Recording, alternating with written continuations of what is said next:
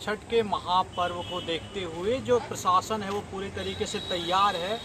और भारत के अलग अलग जगहों पर, ख़ासतौर पर बिहार में ये जो छठ का पर्व है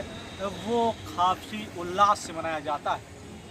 कल से ही खाए नहाए के साथ से आज खरना के दिन माता छठ को न्योता पठाने की बात कही गई और न्योता पठाने का जो कार्यक्रम है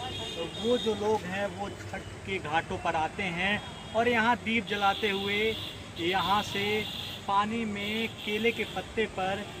न्योता पठाते हैं, यानी कि माँ छठ को आमंत्रित करते हैं। ये जो त्यौहार होता है वो निर्जला व्रत होता है और कुछ महिलाएं 3 दिन तक 2-2 दिन तक व्रत रहती हैं। ख़ास तौर पर इस त्यौहार को लेकर जो मान्यता है वो बताया जाता है कि इस त्यौहार में माँ छठी की पूजा की जाती है और छठ माता की पूजा करते हुए भगवान सूर्य को अर्घ दे करके उनका भी पूजा आराधना किया जाता है। ख़ास तौर पर जिस जगह हम मौजूद हैं ये आप देख सकते हैं कि हमारे पीछे जो साफ़ सफाई है वो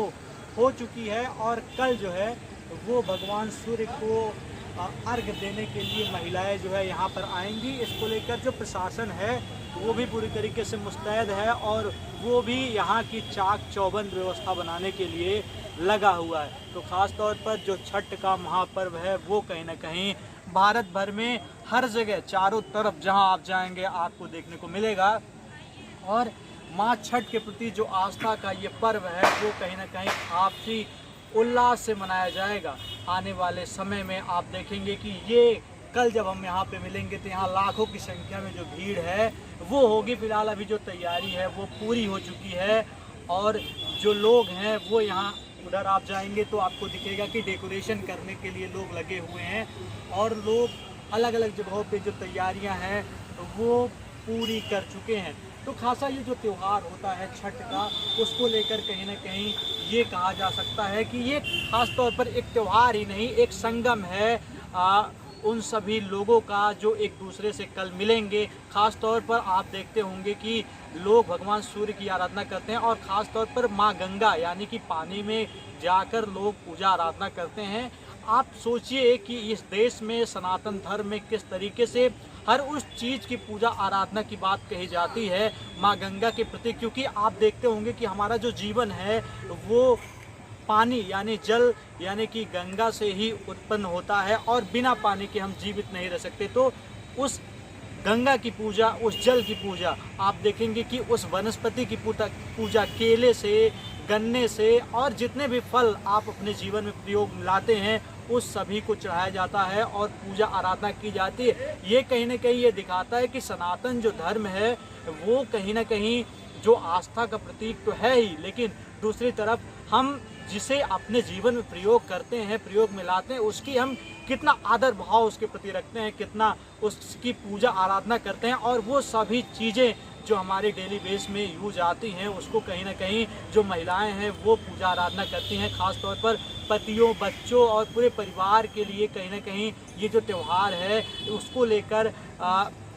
माता छठ से लोग आराधना करते हैं, पूजा करते हैं कि उनका जो परिवार है वो कुशल मंगल रहे, सुखी रहे, जो विश्व है कहीं ना कहीं उसका कल्याण हो और उसको लेकर कहीं ना कहीं जो लोग हैं वो पूजा आराधना करते हैं। पानी में लगातार खड़े होकर